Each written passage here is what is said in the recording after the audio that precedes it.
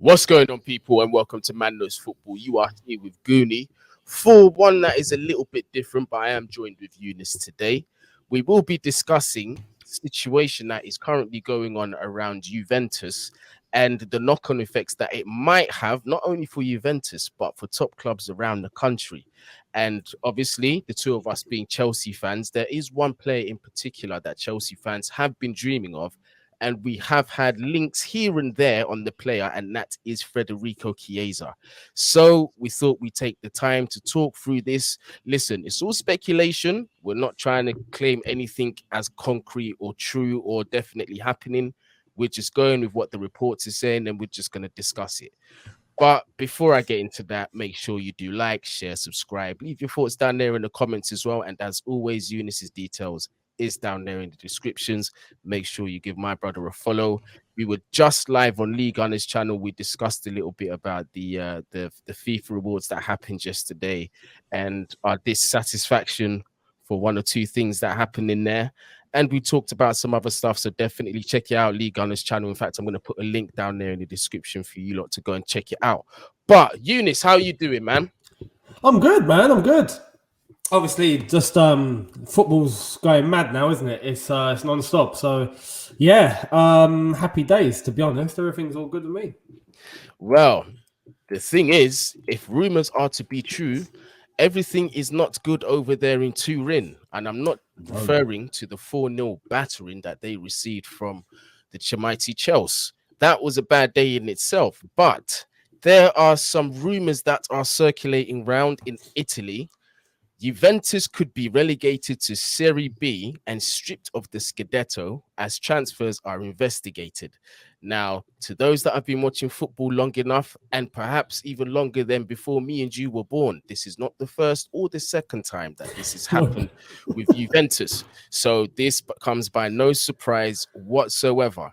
So we'll get into a little bit more detail. I've got one paragraph here that kind of clarifies and helps the viewers understand what transfers they're referring to.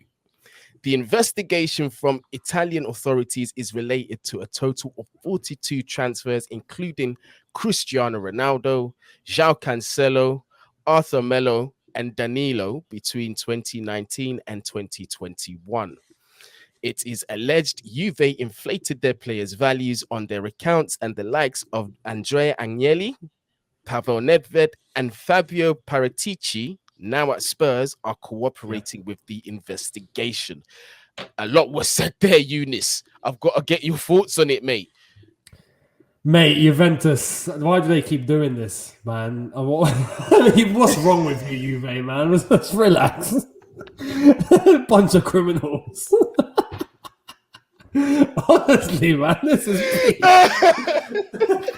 I mean, it's not even the first, as you said, it's not the first time, it's not the second time, but this is constant now. Like Italian football Italian football is so rigged. It's stupid. And I'd like to think that it's not just Italian football. Like, we've heard some of the allegations coming out of French football recently. Yeah, that's mental. Yeah, that's mental. But don't get it twisted. I think things happen here as well. I just think we know how to hide it better. I just think that's it. I think Italians are just ruthless. Like, Juventus had their offices raided by authorities, like raided. So the fact that they're saying there's 42 transfers that could be dodgy in terms of inflated value, that's not one or two or three. That's 42. There's got to be truth to this. And if you're asking me, look, it's mad. They're not even trying to hide it, man. Yeah, that's the thing. You ain't even 42 transfers. You thought you were gonna get away with that? Are you dumb? Bro, because you see why I'm laughing so hard is like when you look at it, yeah, it's just like you say. It's almost as if like everybody just knows the deal and it's just like, so what? Who cares? Literally. I thought, I don't know if they've got some sort of mafia mentality where they're just like, we do what we want. Yeah, they're gonna raid the office. I don't care. We do what we want. I don't know if that's the case.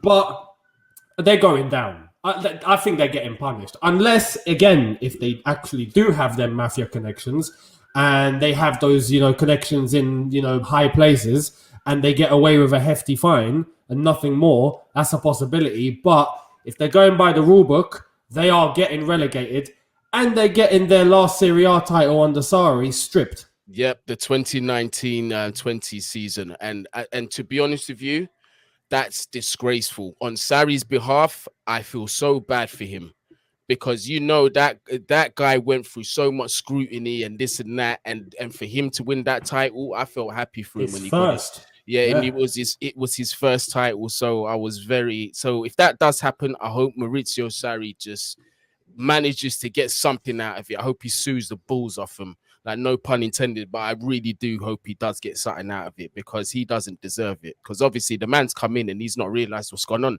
Or it's a situation where he stepped in and it's like, oh shit, this is how things are run here for real. Well, you know what I mean?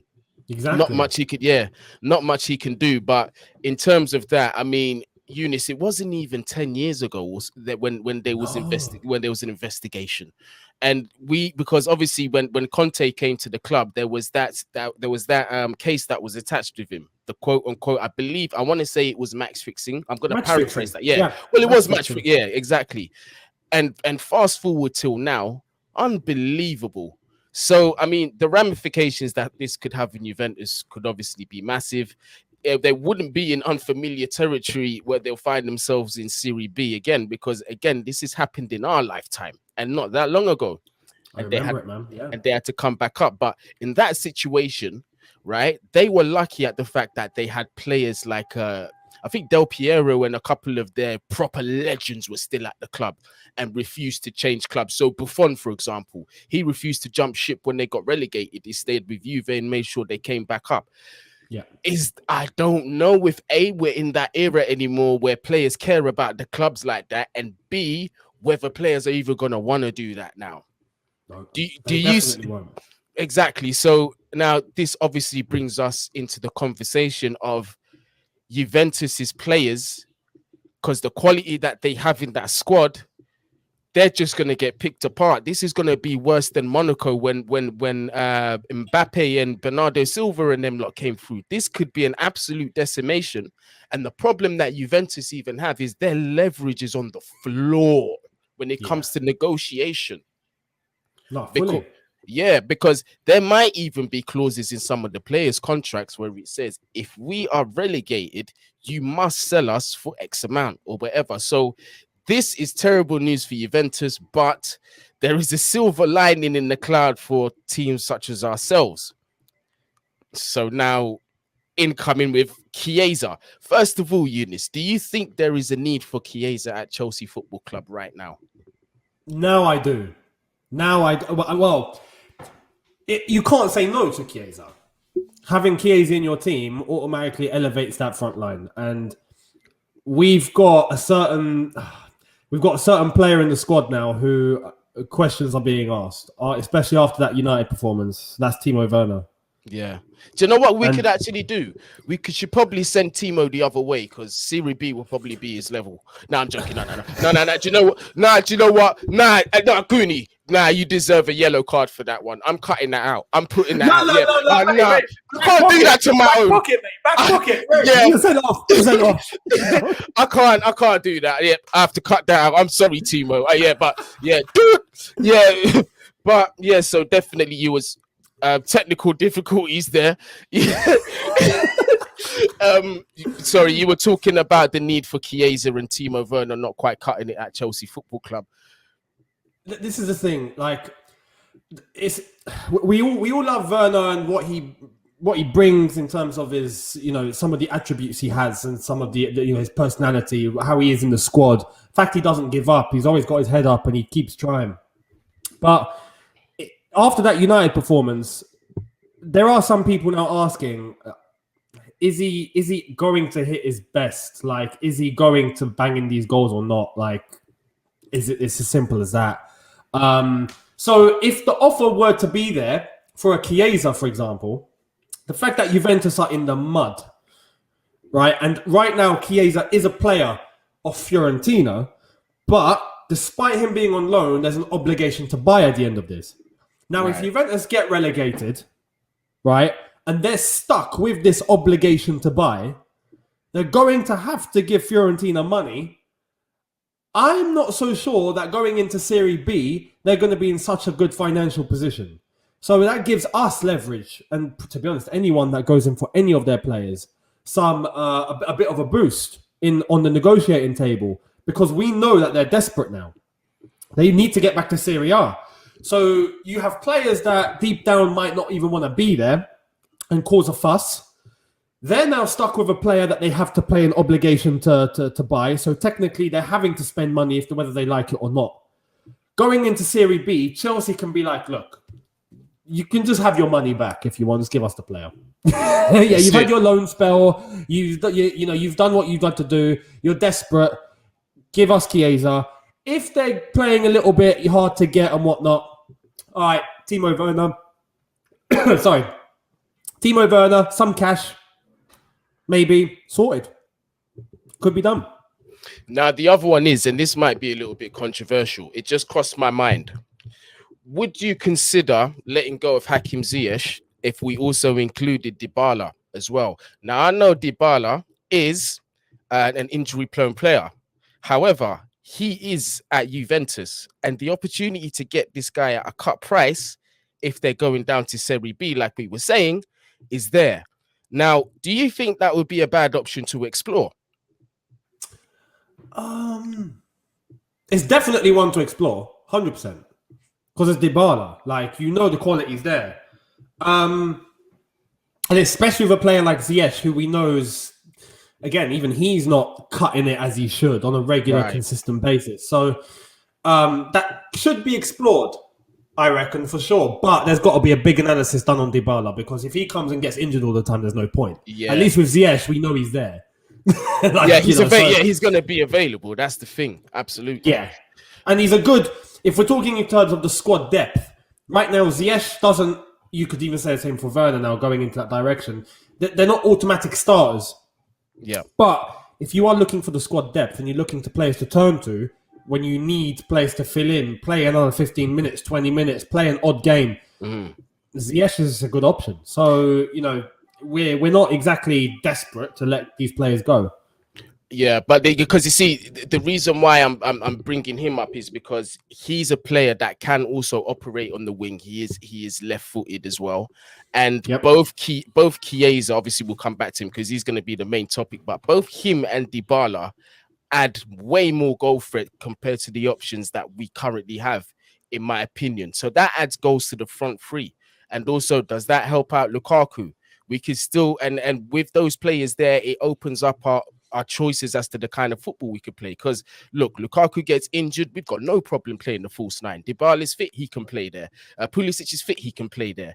Kai Havertz is fit, he can play there. I even believe Chiesa could do a role in that false nine, because even if you see him, that, like, I know a lot of people talk about runs and that, but Chiesa has runs and output as well. You got to remember that. His movement and intelligence is just next level. It is.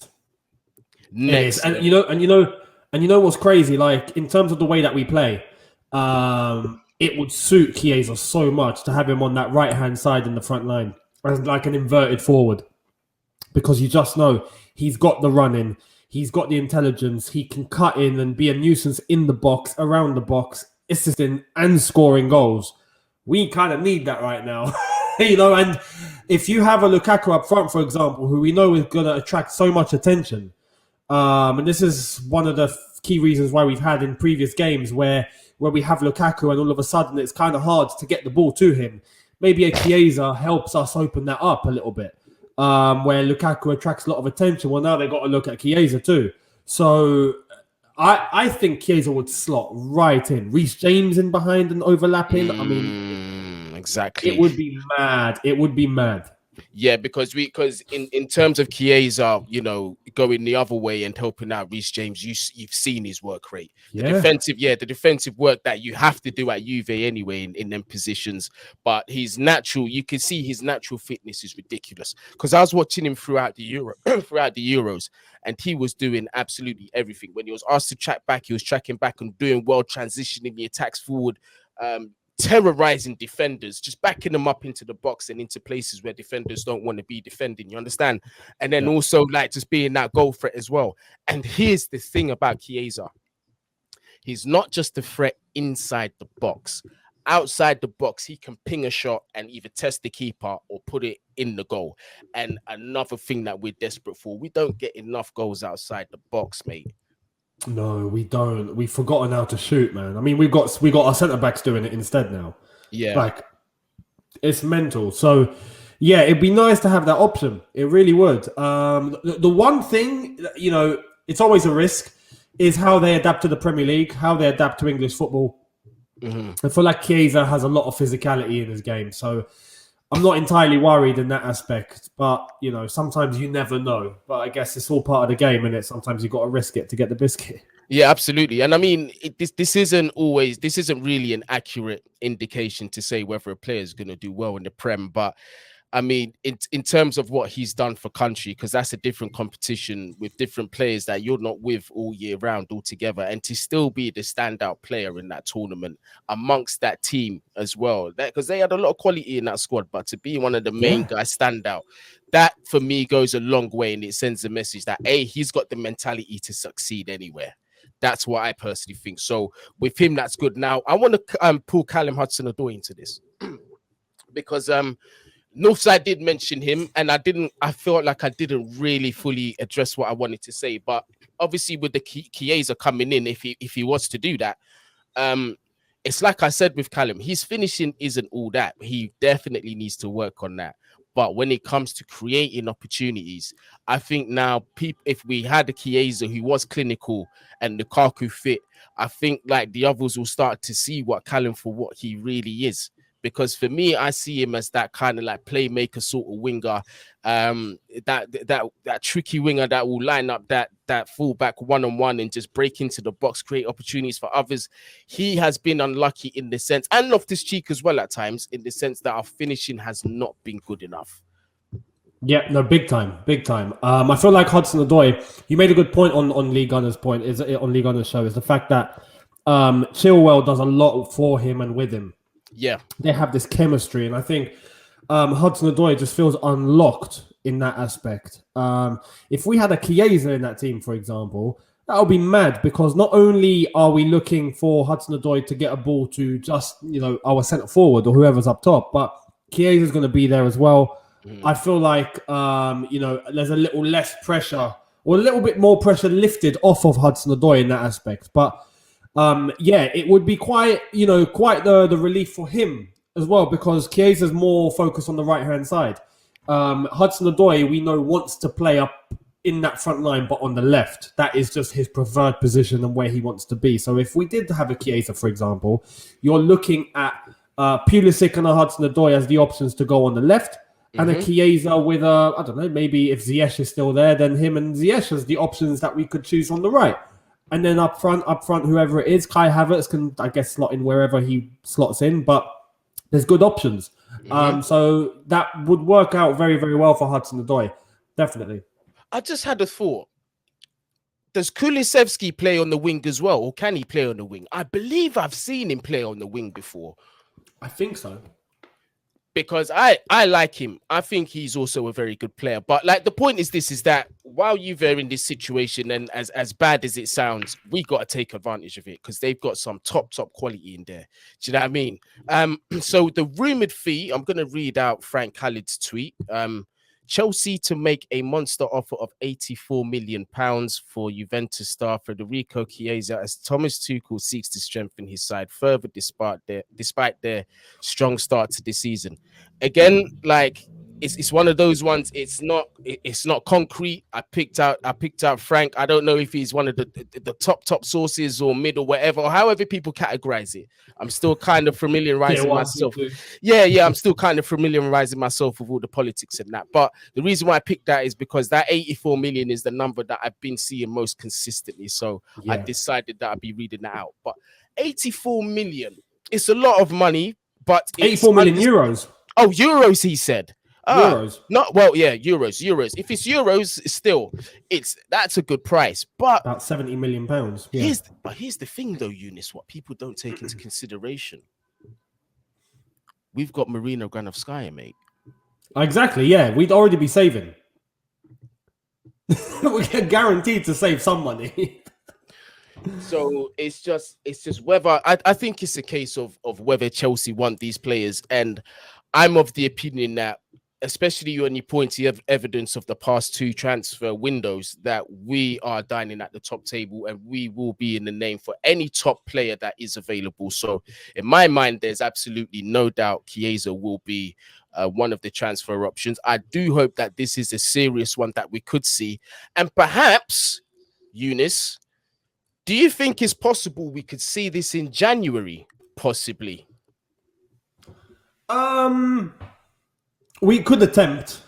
I doubt it will happen in January. I mean, at least get some kind of negotiations or an agreement done in January. Contacts maybe beginning, especially. I mean, it depends.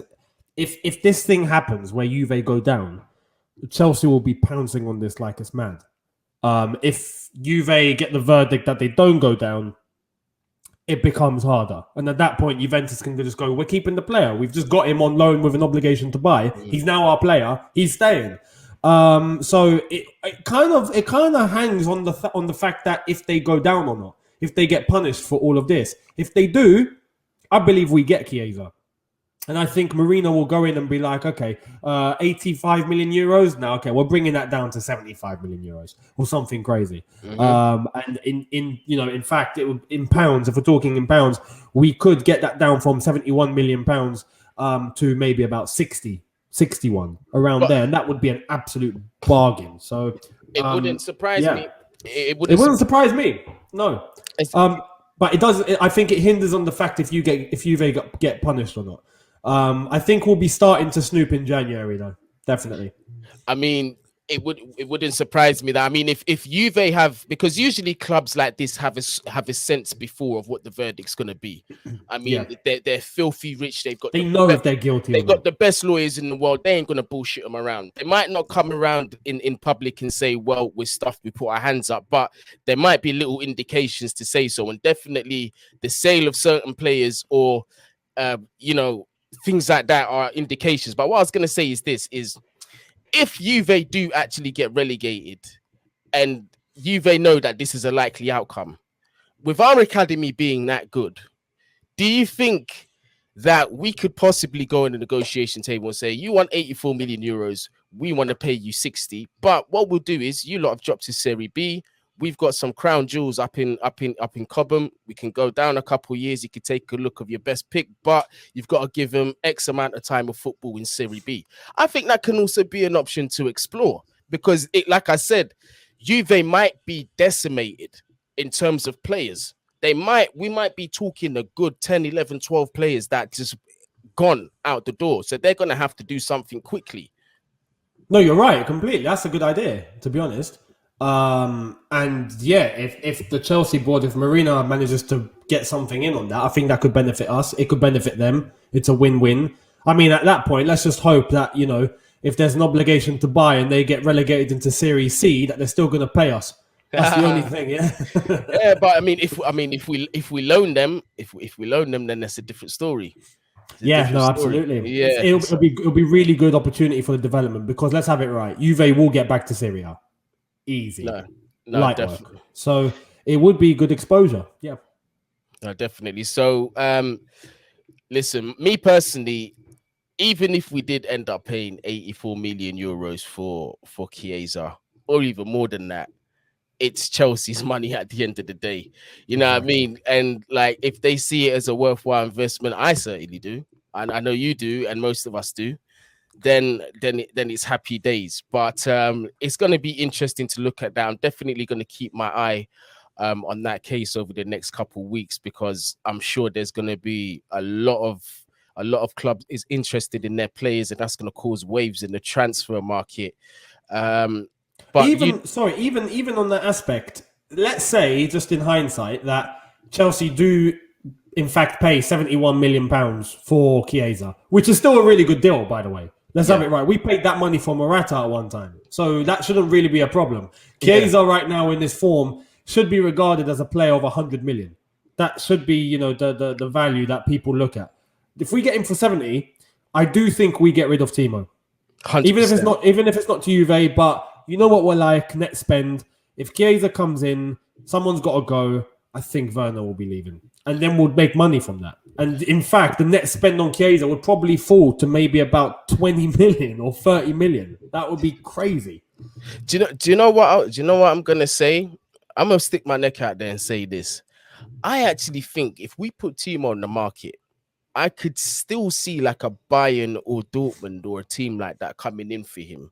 Because listen, it's funny how some players work, because sometimes it's just their environment that fucks them up. Pardon my French. For example, you had Diego Forlan at Manchester United.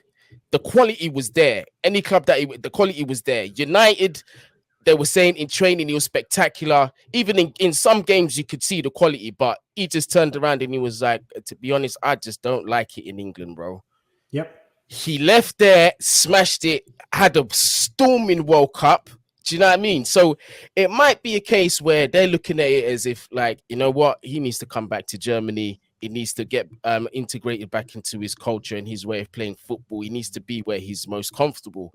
And there might be a re-spark on Timo Werner, because he's still young enough to turn it around and make it happen. So I think there will still be, some kind of demand for him, especially in Dortmund. I can see them looking at him as well. He sort of fits their profile. They love their rapid wingers as well, don't they? Because over there in the Bundesliga, it's just so wide open with the defending, high lines galore and all this. So, you know, it'll be interesting. I think Timo, in my opinion, Timo needs to go. For the sake of Chelsea fans, and to be honest with you, for the sake of himself and his own career, because it's not looking good. It's a sorry sight in front of goal. And to me, when he lashed at that chance in the corner, that was it for me, because it told me a lot of things. Because in that opportunity against Manchester United and what you are playing for, right? Yeah. If you cannot be composed enough to remember the basics on how to put that in the back of the net, you're not cut out for this level, mate. You're not. It's the sad truth, isn't it? It's the sad truth. I mean, like with a Morata, for example, it wouldn't be a sad truth; it'd just be truth. Yeah. But with a Timo, who we all like, yeah, it's just reality, isn't it? This is just how it is. It is. Yeah. Sometimes you just got to be real. It is, because when you do look at that goal, because look, some people might say, oh, well, you talk about that, but what about Rudiger? Rudiger is a centre back. There's technical aspects of his that I don't expect to be at a certain level going forward, especially in front of goal, especially when he does his job so well where he's supposed to do it. I can forgive that all day long. You understand? So with Timo, it's different. There's a composure, there's a killer instinct, and there's basics as a striker that you are supposed to understand. I knew when that ball came to him, the right thing to do was pick your spot and just put it. There was enough power on the ball for you to just guide it to where it needed to go. Yep. All the extras of pinging it with the outside of your foot, it's not in your locker, mate. Leave it alone. You can try that somewhere else, but not here when we're chasing titles. And I think that's what makes that's what stops Timo from the cut. Where we were before, trying to be in and around and getting into the top four and that, okay, cool. But for what we're fighting for, sorry, mate. Yeah, it's true. It's true. I mean, we'll see what happens. But yeah, I feel like that game was a turning point for many, even the ones that have defended him for so long. Yeah. Myself included, for quite an extensive amount of time. I feel like that United game was the one game now where people are just going to sit back and just go, all right, maybe. That's it. Maybe. You know, and I feel like the ones that have already said that, yeah, no, he's not cut out, are looking at this and doing what Cabby does and just go, yeah, look, you know, so... yeah, it is what it is. It is what it is. As I've said, it's a sad truth, isn't it? Yeah, but I'm gonna say this, right? the lad, you can see clearly wants to do well. He wants to get back to his form, and he works his socks off. You know what I mean? And I don't think he has any enjoyment in missing the opportunities that he does, and he does try his best. So in that respect, I can take my hat off to him. And he was important in our Champions League win as well. I'm gonna give him that too. But it's like this is why I haven't got a problem with him. Like, on that level, not like I did with Morata. Yeah, like with Morata, you could see it was an attitude problem. There was a mentality dropping to the floor and him not doing anything about it. Like sometimes you're the only one that's in control of your destiny, mate. You just got to sort it out, get your head up off the floor and do something about it, you know. And I feel like Timo does that, but it's like, at the end of the day, have you got the ability or not, mate? Like, are you going to do this or not? But then it's not his fault though, is it? As long if he tries his best and that's the best that he can give, why are we gonna ask anything more? Well, exactly. Let's cut our losses and just, you get me? Because I think it's gonna get to a point for him where he's gonna actually stop enjoying the game. And to me, at times, it's felt like he has. Like, I felt like he's just like, boy, like this is long, mate. But again, he's kept his head up. But obviously, we've got Watford midweek. Younes, I know you're going to be doing your preview for that. So yeah, I just thought I'd let the people know that before we left. I'm not going to go into it. You're going to have to listen to Younes's preview if you want his thoughts on this week's game and the news on the game, on the injuries and stuff like that. I will probably. What day are we playing? We're not playing tomorrow, are we? Tomorrow. Oh, we're playing tomorrow. Okay, so that means I'll probably have to get one done at some point. But to everyone that's watching, let us know what you think. Do you think A, we need Chiesa? B, would you be happy with the price tag of 84 million if it came to that? And do you see it happening? And let us know if there's anything that I missed out on the Juventus situation, or if there's anything that I read that wasn't quite accurate. You can also let me know down there in the comments as well, because we know how the media is, but like I've seen quite a few stories confirming this, and obviously the situation with Nedved and co, it's obvious, isn't it? I don't want to say it's such a Spurs thing to even get involved in something they had nothing to do with just because they hired a guy who was involved in that madness. It's such a Spurs thing to do. Just saying. No, could you imagine like the best thing that's happened to them since sliced bread gets nicked at the end of the season? And Conte's like, oh, for fuck's sake.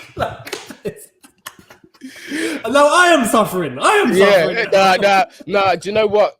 Conte is the type of guy that would just, I think he'd just leave. He'd just be like, nah, he'd just be like, allow it. Like, I don't care. I'm out.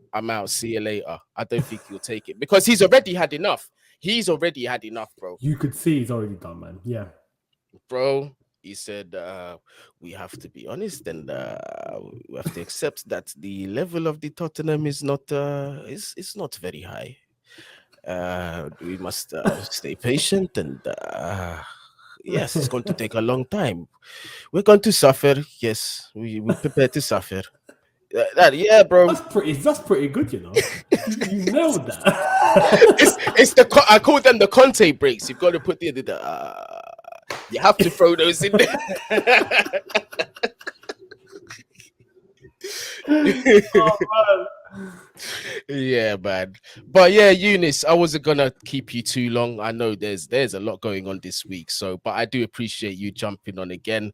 And to those that are watching, please make sure you do go and check our stream with Lee Gunner, Northside, myself, and Younes. We recorded that on Lee Gunner's live earlier. The link is actually down there in the description too, as well as Younes's details and Manlo's Football's details. And as always, we appreciate every single one of you watching. Smash that like button. Make sure you subscribe. Help this channel grow. We're coming up to 4,000 subs. We need to accelerate that. Let's get that up there quickly. But bless up to everybody. Younes, thank you for joining us. And whatever you're doing, wherever you are in the world, please be safe. Bless.